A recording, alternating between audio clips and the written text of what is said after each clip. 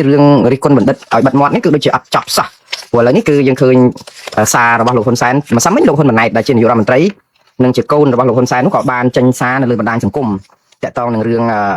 រិះគន់ឲ្យបណ្ឌិតបាត់មាត់តាក់ទងនឹងយករូបភាពកំ pl ែងរឿងអ្នកចៅទូកនិងបណ្ឌិតដែលបណ្ឌិតអត់ចេះទឹកចេះអត់ចេះហែលទឹកឯអ្នកចៅទូកគេចេះហែលទឹកក៏ប៉ុន្តែបណ្ឌិតរិះគន់អ្នកចៅទូកមិនថាអត់ប្រឹងរៀនអត់ប្រឹងសូត្រអត់ប្រឹងអីចឹងជីវិតជោគជ័យហ្នឹងគឺបានតែ 25% បរាជ័យ 75% ហើយដល់ពេលអ្នកចៅទូកហ្នឹងថាម៉េចនៅពេលដែលភ្លៀងព្យុះមកខ្លាំងលូតដុតចោលទូកទៅហក់ចោលទូកទៅទុកឲ្យបណ្ឌិតនៅលិចទូកហ្នឹងអត់ចេះហែលទឹកហ្នឹងទៅនិយាយថាបណ្ឌិតដែលអត់ចេះហែលទឹកហ្នឹងបែរទៅជាឱកាសនឹងរស់គឺ 0% គឺជារឿងកំ pl ែងតែមែនតើទៅវាគ្មានន័យគ្មានខ្លឹមសារអីទាំងអស់រឿងតាក់ទងនឹងរឿងអ្នកចៅទូកហើយនឹងបណ្ឌិតនេះវាគ្រាន់តែជារឿងកំ pl ែងបែបរវើរវាយមួយណាព្រោះវានៅក្នុងតថភាពចាក់ស្ដែងនៅក្នុងសង្គមវាគ្មានមនុស្សណាគេទៅមើលងាយមនុស្សណាទេគេមនុស្សណានៅពេលដែលគេកាន់តែចេះគេកាន់តែអោនគេកាន់តែសុភាពរៀបសារគេចេះតែទុនភ្លុនផ្ទុយទៅវិញគឺអ្នកដែលល្ងងខ្លៃទេដែលអួតដែលក្អេងក្អាងដែលស្អីក៏ខ្លួនឯងចេះលើគេអញ្ចឹងនៅក្នុងការអប់រំនៃរឿងបណ្ឌិតនេះក៏មែនតើជាការអប់រំល្អដោះតឿនទៅវិញមួយដែរបើមិនយើងយករឿងកំ pl ែងនេះមកជាការអប់រំនៅក្នុងជីវិតប្រចាំថ្ងៃរបស់យើងវិញគឺគេចង់ណែនាំចេះថាមនុស្សយើងក៏មិនចេះគ្រប់រឿងដែរទី1ទី2គេហៅថាកិច្ចការងារអីក៏ដោយគឺយើងត្រូវបំពេញគ្នាទៅវិញទៅមកអ្នកប្រាជ្ញហ្នឹងក៏ត្រូវតែស្ដាប់អ្នកដែលគ្នាល្ងឹតល្ងងហ្នឹងបាត់ពិសោធន៍ហ្នឹងក៏យកមកឲ្យដើម្បីឲ្យដឹងថាគេមានបញ្ហាអីកុំថាគេអត់ចេះអីល្ងឹតល្ងងហ្នឹងថាគេល្ងងខ្លៅ10គុតអីចឹងទៅស្ដាប់ទៅហើយក៏មិនត្រូវទុកខ្លួនឯងហ្នឹងគឺគេចេះគ្រប់រឿងដែរអញ្ចឹងខ្មែរយើងក៏មានពាក្យសុភាសិតខ្មែរដែរថាចេះឯងឲ្យវាក្រែងចេះគេព្រោះអីគេក៏ចេះដែរអញ្ចឹងទៅហើយតាមពិតជាទូទៅខ្មែរយើងអត់ដែលព្រៀនប្រដៅកូនចៅឯណាមកឲ្យថាខ្លួនឯងចេះគ្រប់10ឬចេះគ្រប់រឿងទេគេឲ្យយើងឲ្យលំទោនគេឲ្យយើងស្ដាប់គេឲ្យយើងរៀនសូត្រពីអ្នកដទៃទៀតមកដើម្បីប្រាប់ថាយើងបានរៀនច្រើនហើយប៉ុន្តែនៅតែរៀនវាមិនទាន់បានគ្រប់គ្រាន់ទេនៅតែអាចរៀនបានបន្ថែមពីអ្នកដទៃទៀតហើយត្រូវចេះស្ដាប់គំនិតគេហ្នឹងព្រោះគំនិតគេក៏វាមានតម្លៃជាងគំនិតខ្លួនដែរហើយរឿងទាំងអស់នេះគឺជារឿងរកម្មចិត្តមែនទែននៅពេលដែលលោកហ៊ុនម៉ាណែតយកអារឿងអ្នកចៅទូកហើយនឹងបណ្ឌិតនេះតាមពិតលោកហ៊ុនម៉ាណែតចង់ឌឺដងឬក៏រិះគន់ឬបិទមាត់បណ្ឌិតដែលទើបតែថ្លែងសារថ្មីនេះដែលជាពិសេសខ្ញុំជឿថាម្នាក់ដូចមើលទៅឈ្មោះទៅនឹងបណ្ឌិតញ៉ុលរដ្ឋានឹងច្រើនជាងដែលជាបណ្ឌិតវិទ្យាសាស្ត្រស្អីនយោបាយសង្គមអីមកពីរុស្ស៊ីនោះដែលកម្របណ្ឌិតដូចលោកញ៉ុលរដ្ឋាអីនេះគឺចំពោះខ្ញុំថាដូចជាដាច់ពូជហើយនៅសល់1 2នឹងអស់ហើយនៅសល់ចុងក្រោយគេនឹងនៅតែបណ្ឌិត7មករាហ្នឹងគេអញ្ចឹងតែប៉ុន្តែដល់ពេលគាត់និយាយមកអញ្ចឹងទៅវាសគាតិចថ្នាក់ដឹកនាំហ្នឹងព្រោះអីបណ្ឌិតញ៉ុលរដ្ឋាគាត់ថ្លែងសារនៅក្នុងវេទិកាសាធារណៈហ្នឹងគាត់រិះគន់អំពីបញ្ហាយើងហ្នឹងវាគ្មានប្រៀបយើងហ្នឹងវាទាល់ដូចថាតកតងនឹងស្ថានភាពស្រុកខ្មែរអញ្ចឹងទៅលោកញ៉ុលរដ្ឋាគាត់និយាយការពិតច្រើនពេកពាក្យពិតវារែងស្លែងណាព្រោះរដ្ឋាភិបាលកម្ពុជាថ្នាក់ដឹកនាំកម្ពុជាអត់ត្រូវការពាក្យពិតទេគេត្រូវការពាក្យបញ្ចើពាក្យលើកជើងសរសើរគេសុខចិត្តឲ្យសរសើរឲ្យស្លាប់គេអត់ចង់ឲ្យយើងបង្អាប់ឲ្យរស់ទេនេះគឺជាអ្វីដែលមន្ត្រីរដ្ឋាភិបាលកម្ពុជាធ្វើសប្ថ្ងៃព្រោះចង់ឲ្យប្រជាពលរដ្ឋហ្នឹងស្ដាប់ទៅសឹមនឹងបាត់ចម្រៀងព្រោះទោះបីគេយកអស់73កន្លែងគាត់យើងនៅតែអត់អីអញ្ចឹងណាអាហ្នឹងដែលមិនតែទៅគឺបែបហ្នឹងទស្សនៈបណ្ឌិតណាក៏ដោយឲ្យតែចេញបែបហ្នឹងគឺខ្ទាស់នឹងថ្នាក់ដឹកនាំក៏ប៉ុន្តែរឿងដែលចម្លែកមួយដែលលោកហ៊ុនម៉ាណែតយករឿងអ្នកចៅទូកហើយនឹងបណ្ឌិតដែលបណ្ឌិតរិះគន់អ្នកចៅទូកថាល្ងឹតល្ងងអត់រៀនចំណេះជំនាញអីឲ្យចេះដូចជាបណ្ឌិតអីអញ្ចឹងទៅជីវិតហ្នឹងគឺបរាជ័យហើយដល់ពេលបណ្ឌិតខ្លួនឯងអត់ចេះហែលទឹកសោះដល់ពេលទៅថាអ្នកចៅទូកហ្នឹងជីវិតអត់ជោគជ័យដល់ពេលមានព្យុះមកដល់ខ្លួនឯងបណ្ឌិតអត់ចេះហែលទឹកអ្នកចៅទូករត់លូតចោលទូកវាធ្វើឲ្យទូកលិចបណ្ឌិតអត់ចេះហែលទឹកត្រូវតែខ្សែជីវ៉ាអញ្ចឹងទៅរឿងនេះគឺមែនតើវាអត់មែនជារឿងពិតទេមិនបាច់ឆ្ងល់ទេបងប្អូនវាជារឿងកំ pl ែងហើយរឿងកំ pl ែងនេះគឺរឿងអត់ស្ដាច់ចេះតែបង្កើតបណ្ឌិតទៅក៏ប៉ុន្តែក៏វាមានន័យអប់រំមួយចំនួនដែរអប់រំបើយើងយកន័យនេះជាល្អយកមកធ្វើតាមខ្ញុំថាជាល្អទៅវិញតែពេលលោកហ៊ុនម៉ាណែតលើកមកនេះជាកំបិតចិត្តដងឯងទៀតព្រោះអីលោកហ៊ុនម៉ាណែតលើកយកទស្សនៈអ្នកចៅទូកហើយនឹងបណ្ឌិតនេះគឺចង់ប្រាប់ថាបណ្ឌិតមិនចេះគ្រប់រឿងក៏ចេះតែមើលងាយគេឲ្យស្ដាប់គេមិនមែនឯងចេះតែឯងទេប៉ុន្តែក្នុងន័យហ្នឹងគឺមានន័យចង់ប្រាប់ថាឲ្យបណ្ឌិតហ្នឹងបាត់មាត់ចេះទៅវិញព្រោះអីវាអាចពលទុកស្លាប់ដល់ខ្លួននៅក្នុងករណីដូចរឿងចៅទូកអីចឹងតែនិយាយច្រើនពេកមាត់អត់គម្របដល់តែពេលមានព្យុះមកសំបីតែអ្នកចៅទូកក៏អត់នៅជួយបណ្ឌិតដែរព្រោះប្រហែលជាអាចខឹងនឹងបណ្ឌិតដែលរិះគន់គាត់ថាជីវិតបរាជ័យ 75% ហើយព្រោះអីអត់ចេះរៀនសូត្រអត់ចេះដឹងអីច្រើនអីចឹងទៅដល់ចឹងសុខចិត្តលោតចោលបណ្ឌិតហ្នឹងទុកឲ្យបណ្ឌិតលងទឹកស្លាប់នៅនេះបើយើងនិយាយអំពីការស្ដាប់មតិទូទៅជាន័យអប់រំវាអាចយកបានមួយចំណុចត្រង់ថាតើលោកហ៊ុនម៉ាណែតនិងលោកហ៊ុនសែនស្ដាប់មតិប្រជាពលរដ្ឋខ្មែរបានកម្រិតណាដែរមកកន្លងមកហ្នឹងដែរគាត់ស្ដាប់ណាក្រុមប្រឆាំងបើនិយាយរិះគន់រដ្ឋាភិបាលវិញសិតតែក្រុមឧទាមក្រុមទឹះក្រុមមិនចេះគេហៅក្រុមត្រឹមត្រូវយ៉ាងម៉េចទេនោះគឺថារដ្ឋាភិបាលហ្នឹងគឺនិយាយអីក៏ថាមិនត្រូវធ្វើអីក៏ថាមិនត្រូវធ្វើអីក៏ខុសក្រុមគេហ្នឹងគឺដែលរិះគន់ហ្នឹងគឺជាក្រុមអត់បានការអញ្ចឹងក៏មានហើយលោកហ៊ុនសែនដែរស្ដាប់បណ្ឌិតមកពីណាព្រោះគាត់កន្លងមកបើបណ្ឌិតខ្មែរគាត់ដែរស្ដាប់ទេរហូតតតែមើលស្រាលបណ្ឌិតខ្មែរហ្នឹងថាជាបណ្ឌិតល្ងងទូទៀតដល់តែចាំភាសារបស់លោកហ៊ុនសែនធ្លាប់និយាយមកច្រើនដងហើយប្រមាថការទៀមដល់លោកបណ្ឌិតឡើងបង្ហៃឬក៏បណ្ឌិតណាទៅឲ្យតែប៉ះពាល់រិះគន់ដល់រដ្ឋាភិបាលឲ្យធ្វើនេះឲ្យត្រូវធ្វើនេះឲ្យត្រូវគាត់មើលងាយបណ្ឌិតទាំងអស់កន្លងមកហ្នឹងគឺតែអញ្ចឹងតែអ្នកដែលមើលងាយបណ្ឌិតហ្នឹងគឺមនុស្សនៅក្នុងជួរដឹកនាំរបស់គណៈបកកណ្ដាលអំណាចទេព្រោះគិតថាបណ្ឌិតរបស់គាត់អស្ចារ្យគាត់ធ្វើអីក៏មិនចេះក៏ហើយហ្នឹងហើយដល់ពេលលោកហ៊ុនម៉ាណែតទៅយកអារឿងដែលថាឲ្យបណ្ឌិតហ្នឹងកុំចេះច្រើនពេកឲ្យស្ដាប់ប្រជាពលរដ្ឋសាមញ្ញអីក៏មើលងាយគេដូចអ្នកចៅទូកអីវាទៅជាប្រជាចកីដែលគាត់ចង់បានអីឲ្យប្រកាសខ្ញុំអត់យល់ដែរព្រោះបើគាត់ចង់និយាយថាបណ្ឌិតមិនមែនចេះគ្រប់រឿងទេយើងត្រូវស្ដាប់គេគាត់ដែរស្ដាប់គេមកពីណាដែលជាអ្នកដឹកនាំហ្នឹង តែជាមតិភាគតិចអ្នកបរិស្ថានតស៊ូមតិអ្នកប្រជាធិបតេយ្យអ្នកអីចាប់គេដាក់គុកអស់ហើយហ្នឹងមតិរបស់គេខុសទាំងអស់សិតតែញុះញង់ទាំងអស់អត់ដែរស្ដាប់ហ្នឹងដូច្នេះគាត់ចង់បានអីឲ្យប្រកបបើគាត់ថាគោរពមតិភាគតិចគោរពមតិអ្នកគ្នាមិនសូវចេះដឹងអីដូចអ្នកចៅទូកអីអញ្ចឹងប្រជាពលរដ្ឋក្រីក្ររីសាមញ្ញអីក៏គេមានគំនិតល្អដែរមិនមែនបណ្ឌិតហ្នឹងចេះតែឯងអីអញ្ចឹងទៅអាហ្នឹងក៏ដូចជាមិនត្រូវនៅក្នុងន័យហ្នឹងព្រោះអីគាត់ដែរស្ដាប់បណ្ឌិតដែរចង់និយាយថាបណ្ឌិតគាត់ស្ដាប់ឬក៏គាត់ពេញចិត្តតែឲ្យបណ្ឌិតណាដែលអជ័យឆ្លាក់ទឹកឲ្យតែស្គាល់ជាពិសេសបណ្ឌិតប៉ុលមករាអញ្ចឹងតែបណ្ឌិតដូចជាបណ្ឌិតលោកឡាមលងហៃលោកបណ្ឌិតមាសនេះបណ្ឌិតកែមលីបណ្ឌិតអីកន្លងមកហ្នឹងគឺសុទ្ធតែជាសត្រូវដូចថានិយាយទៅគឺមានការមាក់ងាយដូចខ្ញុំនិយាយចឹងលោកហ៊ុនសែនធ្លាប់មើលងាយបណ្ឌិតខ្មែរយើងសុទ្ធតែបណ្ឌិតល្ងងទូហើយគ្មានអ្នកណាចេះដល់គាត់ទេព្រោះគាត់ហ្នឹងឪបណ្ឌិតព្រោះគាត់មានកូនបណ្ឌិតចឹងទៅគាត់ថាគាត់ហ្នឹងមិនធម្មតាទេឪបណ្ឌិតដូច្នេះបានន័យថាអ្នកណានិយាយគាត់ស្ដាប់ដែរអញ្ចឹងទៅយកអារឿងចៅទូកហ្នឹងមកឲ្យថាឲ្យយើងទទួលស្គាល់តម្លៃមតិចម្រុះអីហ្នឹងក៏ដូចជាមិនត្រូវទេបើយើងមើលណាមួយជ្រុងនេះអត់រំឃើញថាល្អហើយបើសិនជាថ្នាក់ដឹកនាំលើកទឹកចិត្តឲ្យបណ្ឌិតហ្នឹងឲ្យចេះអោនដាក់គ្រាប់ឲ្យចេះអោនលំទោនឲ្យចេះស្ដាប់គេឲ្យចេះបងទីតំបន់អីអញ្ចឹងឧទាហរណ៍អាហ្នឹងដូចជាមួយយ៉ាងសំខាន់ដែរតែឲ្យរៀនស្ដាប់ពីគំនិតអ្នកអតីតក៏មើលងាយអ្នកចៅទូកក៏មើលងាយអ្នកគាត់ថាដូចជាតែមិនត្រូវដែររឿងហ្នឹងដោយសារអីក៏អត់ដែរស្ដាប់ហើយសូម្បីតែលោកហ៊ុនសែនហ្នឹងមតិបណ្ឌិតខ្មែរអត់សូវស្ដាប់ទេដល់ចុងក្រោយឆ្លោះគ្នាជាមួយថៃទៅយកមតិបណ្ឌិតថៃយកមកផ្សាយនៅក្នុង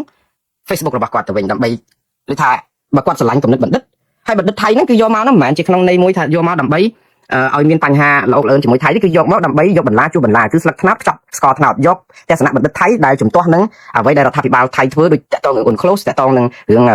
ផែនទីខ្នាត1លើ200,000អីហ្នឹងគឺយកអាហ្នឹងទៅបកចាញ់ចោលទៅរដ្ឋាភិបាលថៃវិញថាបណ្ឌិតបញ្ញវន្តថៃក៏គេជំទាស់រឿងហ្នឹងដែរក្នុងន័យចឹងក៏ប៉ុន្តែចុះបញ្ញវន្តបណ្ឌិតខ្មែរមកកណ្ដោក៏ដាក់នេះអត់មានអ្នកណានិយាយអីបានសោះដែលគាត់អាចនឹងដកស្រង់យកមកនឹងផ្សាយបានទេឬក៏យ៉ាងដូចម្ដេចអាហ្នឹងក៏យើងថាឆ្ងល់អញ្ចឹងដែរតែគាត់ពិតជាឲ្យតម្លៃបណ្ឌិតឬក៏យ៉ាងណាតែសរុបសេចក្តីមកវិញលោកហ៊ុនម៉ាណែតបង្ហោះសារនេះគឺមិនមែនជាចេតនាចង់លើកស្ទួយមតិទូទៅដើម្បីឲ្យគោរពស្រឡាញ់មតិកុំមើលងាយគ្នាទេគឺជាន័យចង់គម្រាមកំហែងឬក៏ពមៀនដល់បណ្ឌិតកុំឲ្យមាត់អត់កម្របទេតែប៉ុណ្្នឹងឯងគឺបានន័យថាបណ្ឌិតដែលចិត្តដាច់ទូចហើយហ្នឹងនៅសល់តិចតួចបំផុតហ្នឹងគឺចង់ប្រាប់ថាតែនិយាយអត់កម្របគឺលងទឹកផ្សៃអញ្ចឹងចង់និយាយអញ្ចឹងស្ថានភាពហ្នឹងគឺចង់ពមៀនគម្រាមប្រាប់ថាអត់មានខុសអីពីរឿងបណ្ឌិតហើយនឹងទូកហ្នឹងទេគឺនឹងហែលទឹកអត់រួចហើយស្លាប់ចឹងអត់ណាជួយអញ្ចឹងទៅបើសិនជារិះគន់ឬក៏និយាយអីគ្រប់រឿងអត់មានកម្របអាហ្នឹងអញ្ចឹងឥឡូវខ្ញុំស្រីរឿងសុនហ៊ុនម៉ាណែតថ្ងៃនេះលោកហ៊ុនសែនគាត់រវល់យករឿងហ្នឹងមកដែរឥឡូវហ្នឹងគាត់ទៅយកអាវីដេអូ AI គេបង្កើតណាមកហ្នឹងដែលគាត់យកមកតាមគេដែរទេយកមកនិយាយរឿងហ្នឹងទៀតអត់តន់ចប់ទេហើយសារលោកហ៊ុនសែនគឺអត់ខុសពីលោកហ៊ុនម៉ាណែតទេ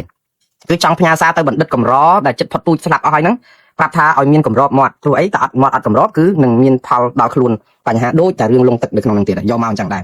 ដែលគាត់និយាយស្នើគាត់ប្រើពាក្យមួយថាស្នើឲ្យបណ្ឌិតឬក៏អ្នកវិភាគទាំងអស់ដែលនិយាយបញ្ហារឿងសន្តិសុខជាតិបញ្ហាយោធាបញ្ហាយុទ្ធសាស្ត្រ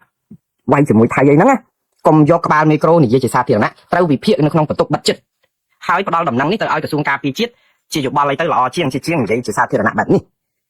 ខ្ញុំសរសើរលោកហ៊ុនសែនត្រង់ថាគាត់ចេះប្រើពាក្យស្នើសុំគួរតែអញ្ចឹងព្រោះភាសាហ្នឹងលោកអត់ដែរសូវប្រើទេតែគាត់មិនពេញចិត្តហ្នឹងគាត់ងើបមួយវាយមួយចាប់ដាក់គុកអស់ហើយតែប៉ុន្តែម្ដងនេះស្រាប់តែគាត់ចេះប្រើពាក្យថាសុំគួរឲ្យបណ្ឌិតអ្នកវិភាគអីហ្នឹងនិយាយពីរឿ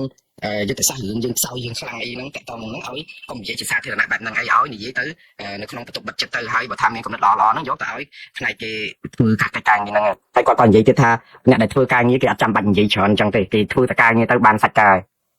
រព្រោះគាត់និយាយប្រាប់ប្រើពាក្យថា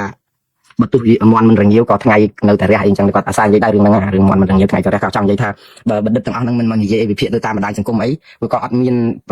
បញ្ហាអីតកតងនឹងការអនុវត្តការងារសង្គមគេធ្វើរាល់ថ្ងៃបណ្ឌិតមួយចំនួនគេប្រឹងធ្វើការអីចឹងតែគេមិនចាំបាច់មកនិយាយប្រប៉ហ្នឹងនេះក៏ចង់និយាយចឹងតាមនេះមានន័យយ៉ាងម៉េចទៀតចង់និយាយទៅពីសេរីភាពសារព័ត៌មានឬក៏បញ្ចេញមតិទូទៅគឺមានន័យថានៅស្រុកខ្មែរយើងអាចនិយាយបានតែក្នុងករណីសរសើររដ្ឋាភិបាលទេនេះគឺន័យហ្នឹងគឺខ្លីប៉ុណ្ណឹងបណ្ឌិតខ្លះជួនកាលអត់បានដូចថាស្មានតែគេអនុញ្ញាតដោយលោកបណ្ឌិតប៉ុណ្ណេះគេហៅអាកមន់គម្រាមសັບស្វាយលោកបណ្ឌិតកិនភៀដែលជាបណ្ឌិត7មករាដែរហ្នឹងគាត់ខំប្រឹងចេញសារចេញអីដោយលោកបណ្ឌិតយងពៅអីហ្នឹងខំប្រឹងចេញសារចេញអីប៉ុន្តែអ្នកដែលលេចធ្លោជាងគេដែលអាចចេញសារអីនិយាយហ៊ានរិះគន់រដ្ឋាភិបាលខ្លះគឺបណ្ឌិតកិនភៀតែចេញលោកបណ្ឌិតញ៉លរដ្ឋាមកហ្នឹងគឺឆ្វាច់ពេញបណ្ដាញសង្គមមកហ្នឹងគឺផ្អើលដល់ឋានប៉ុណ្ណឹងពួកបណ្ឌិតកិនភៀនិយាយស្អំរដ្ឋាភិបាលតែរហូតទេគាត់និយាយពីបញ្ហាពុករលួយបញ្ហាអសកម្មនៅក្នុងសង្គមត្រូវគ្រប់រឿងប៉ុន្តែចុងក្រោយគាត់ការពារមេថ្នាក់ដឹកនាំគាត់ថាកំហុសនឹងមកពីមន្ត្រីថ្នាក់ក្រោមអីចឹងរហូតបណ្ឌិតកិនភៀគាត់មានអាសារដែលបិទកតុយហ្នឹងគឺការពារមេរហូតអត់ដៅខុសឲ្យមេគាត់គឺគាត់បន្ទោសតែឬតូចតាចពីប្រជាប្រដ្ឋអ្នកក្រៅមកបាត់គាត់អាចបន្ទោសមេទេថ្នាក់ដឹកនាំទេនិយាយទៅគ្រួសារដែលដឹកនាំកូនចៅឲ្យលហេកលហាចចូលបងធំជួញដូរគ្រឿងញៀនឬក៏ធ្វើរស៊ីផ្លូវភេទអញ្ញាអនាចារអញ្ញាហ្នឹងគឺគាត់ទៅបន្ទោសកូននឹងអត់បន្ទោសម៉ែឪដែលជាអាណាព្យាបាលគ្រប់គ្រងកូននឹងកំណត់លោកកិនភៀតែដឹងថាទង្វើដែលធ្វើមកហ្នឹងវាខុសគាត់ថាចុងក្រោយគាត់ថាអ្នកដែលខុសហ្នឹងគឺកូនទាំងអស់និយាយទៅគឺវប្បធម៌បន្ទោសជនរងគ្រោះខ្ញុំថាសិលធម៌បណ្ឌិតខ្មែររៀងទីបន្តិចនៅពេលដែលយើងបន្ទោសជនរងគ្រោះថាពេលដែលត្រូវគេរំលោភហើយយើងចោទប្រកាន់មកពីនាងស្លៀកខ្លីសប្តាហ៍ហ្នឹងគឺខ្ញុំ ខ្ញុំសរសើរពីមតិបណ្ឌិតយើងដែលហ៊ាននិយាយហ៊ានអីក៏ប៉ុន្តែបណ្ឌិតយើងគាត់ self censorship ហ្នឹងគឺវាមាននៅក្នុងការដែលរដ្ឋបတ်សេរីភាពបញ្ចេញមតិខ្លួនឯងខ្លាចប៉ះពាល់មេគ្រប់យ៉ាងអញ្ចឹងទៅយើងអត់បានគំនិតអីដែលយកមកជជែកផុសផុលហើយដល់ពេលលោកញ៉ាំរដ្ឋាចាប់ផ្ដើមនិយាយពីបញ្ហាខ្មែរយើងវាគ្មានប្រៀបលើសមរភូមិគ្មានប្រៀបតកតងសង្គមសេដ្ឋកិច្ចបញ្ហាបញ្ញវន្តបញ្ហាជនអីលក្ខណៈប្រៀបធៀបជាមួយប្រទេសថៃប្រទេសជិតខាងអីរឿងបណ្ដោយរឿងទាំងអស់នោះវាជារឿងពិតទេរឿងដែលតកតងនៅក្នុងបញ្ហាសង្គមបញ្ហាថៃវាយយើងបានដោយសារតែហ៊ានយើងការគ្រប់គ្រងវិស័យការពារជាតិយើងនៅមានភាពទន់ខ្សោយខ្មែរយើងដាច់បាក់សាមគ្គីបញ្ហាងើបមួយវាយមួយសិតតែរឿងពិតនៅក្នុងសង្គមឯងប៉ុន្តែអត់មាននរណាហ៊ាននិយាយដល់ពេលលោកញ៉ាំរដ្ឋាហ៊ាននិយាយលោកញ៉ាំរដ្ឋាក៏អត់ឆ្លាតដូចលោកកិនភៀគាត់និយាយរឿងសង្គមហ្នឹងក៏ប៉ុន្តែគាត់រកកន្លែងណាមួយដើម្បីបិទឲ្យមេគាត់រួចខ្លួនដល់លោកញ៉ាំរដ្ឋាចេញមកគឺទៅទាំងអស់ហ្មងចង់និយាយថាវាមាន100ចេញ100ដល់អញ្ចឹងទៅរឿងបណ្ដោយរឿងហ្នឹងគឺរឿងដែលយកអារឿងបណ្ឌិតឲ្យនឹងទូកចៅអីអញ្ចឹងអ្នកចៅទូកអីហ្នឹងមកគឺដើម្បីប្រាប់ទៅទាំងអស់ទាំងបណ្ឌិតកិនភៀទាំងលោកបណ្ឌិតមាសនេះទាំងលោកបណ្ឌិតយ៉ុងពៅទាំងលោកបណ្ឌិតញ៉ាល់រដ្ឋាឬបណ្ឌិតផ្សេងទៀតអីអ្នកវិភាគផ្សេងទៀតអីហ្នឹងថាបានហើយតិចថាគេមិនបានប្រាប់អានេះសារអញ្ចឹងទេបងប្អូនតិចថាគេមិនបានប្រាប់ខ្ញុំជឿថាលោកហ៊ុនសែននិងលោកហ៊ុនម៉ាណែតចិត្តល្អដែលអនុញ្ញាតចេញសារពមៀនវាយស្មៅបង្អើលពោះឲ្យបណ្ឌិតទាំងអស់នោះនាំគ្នាស្ងប់មាត់បើកុំអីគេចាប់ដាក់គុកពីទៀតហើយប៉ុន្តែស្ថានភាពនេះចាប់ដាក់គុកទៅវាអាក្រក់មើលពេកដោយសារតែទុំចូលពេកយើងវាគួរតែម៉ោងដោះលែងដល់តែចាប់គេទៀតពិបាកអញ្ចឹងបានថ្នាក់ដឹកនាំដូរយុទ្ធសាស្ត្រទៅដូចជាចេញសារអីពមៀនតាមរបៀបប្រហើយករឿងកំ pl ែងអីមកលេងអញ្ចឹងក៏ប៉ុន្តែអារឿងវិភាគស្អីក៏ដោយនៅក្នុងសង្គមចំពោះខ្ញុំក្នុងសង្គមណាក៏ដោយសង្គមដែលរីកចម្រើនលឿនទៅមុខគឺជាសង្គមដែលបើកសិទ្ធិសេរីភាពឲ្យប្រជាពលរដ្ឋហ៊ាននិយាយការពិតហ៊ានរិះគន់ហ៊ានបញ្ចេញមតិវាអត់សំខាន់រឿងមតិស្អីឬក៏ស្អីទេព្រោះមតិគឺជាការយល់ឃើញហើយបើសំយោគមតិហ្នឹងបើការយល់ឃើញហ្នឹងប្រជាពលរដ្ឋតើជាអ្នកស្ដាប់ថាតើលោកបណ្ឌិតហ្នឹងនិយាយត្រូវអត់តើលោកបណ្ឌិតនេះនិយាយមានហេតុផលអត់ប្រជាពលរដ្ឋយកមកថ្លឹងថ្លែងហើយដល់ពេលអញ្ចឹងគាត់ជាអ្នកសម្រេចវាមិនមែនជាបណ្ឌិតហ្នឹងអ្នកសម្រេចទេណា